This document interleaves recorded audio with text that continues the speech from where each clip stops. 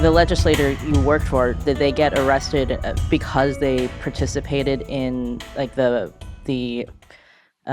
primary elections? Yes. Yeah. It was all because of the primary elections of the pro-democratic camp, and he was arrested along with the other 46 defendants because of that, and he's now still serving in detention, and we are assuming a verdict will come soon this summer. But it's already been over 3 years, and it's, I mean, to as a person who personally knows a lot of them, because some of the others, although we weren't party fellows, we were also friends who met or who befriend during the democratic movement in 2019.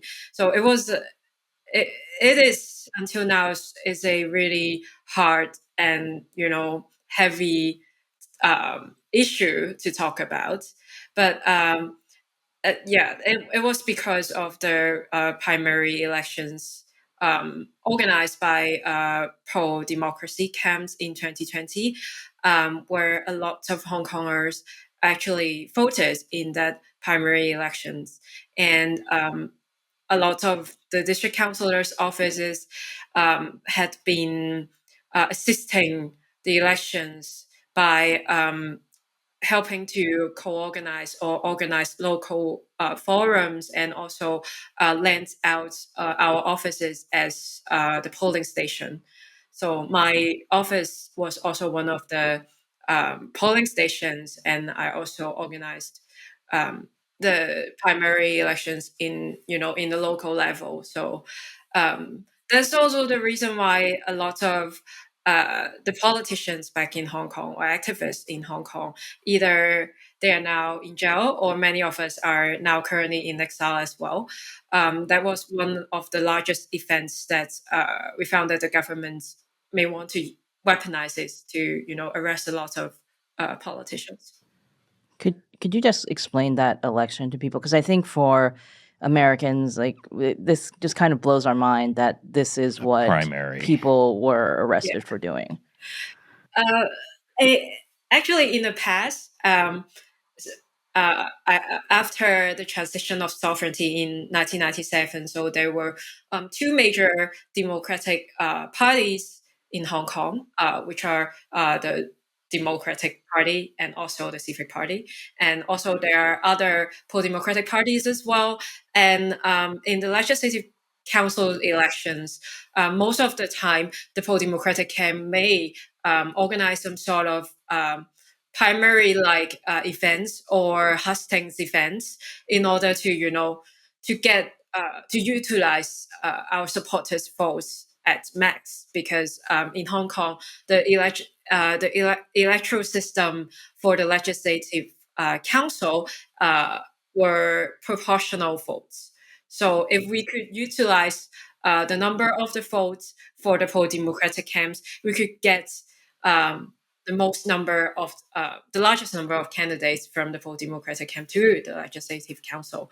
And it was in 2020, after the 2019 movement broke out, and people in the pro-democratic camp found it particularly important to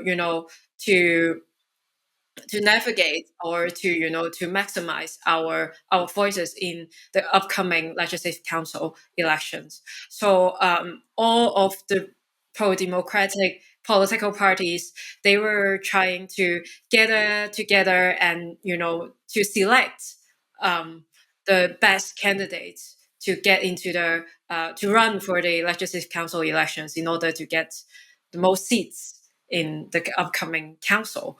And so no one's had ever thought that hosting or organizing a primary in Hong Kong would be an illegal event, because we had done that before, and it was some sort of normal democratic process, I may say, in an election.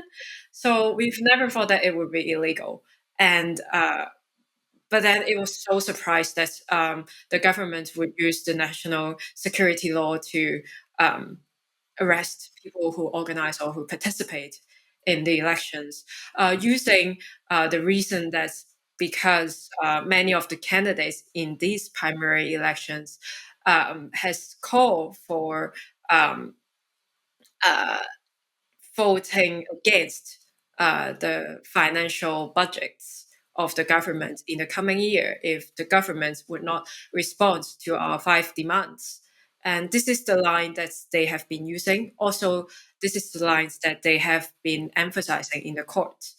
But to us, as a legislator who used his rights to cast a veto vote on the government's budget, has never been an illegal behavior to, I mean, to the whole world, right? Basically, to many of the democracies, and but then the Hong Kong government have been using this to